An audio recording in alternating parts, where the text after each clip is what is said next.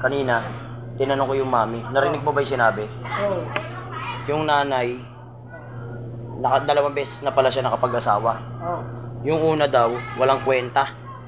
Hiniwalayan niya yata. Hindi, yung pangatlo yun eh. Pangilan ba? Pangalawa? Pangatlo. Pangalawa lang. Pangalawa. Yung una daw, hiwalay. Yung pangalawa, na asawa, namatay, na disgrasya. Ngayon, single ma'am. Eh, ikaw single ka, di ba? Oo. So, baka gusto mo pumangatlo. Ay, ayoko. Mahal ko pa buhay ko. Mahal daw niya buhay niya.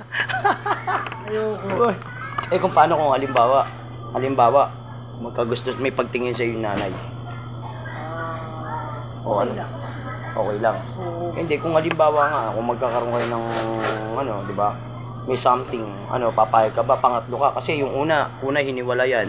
Yung pangalawang asawa namatay, na disgrasya. Pangatlo to, kung sakali. Kasi may pagtingin to, ano, gusto mo ba pumangatlo ka?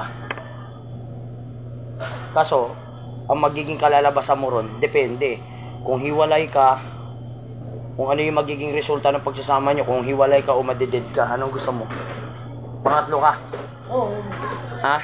Oo. Ibig sabihin, pumapayag ka na maging pangatlo ni ma'am. Oo. Ha? Huwag kang madidid ah. Huwag lang madidid. Oh, you guys, yung nanay dito, ng celebrant, hiwalay sa asawa.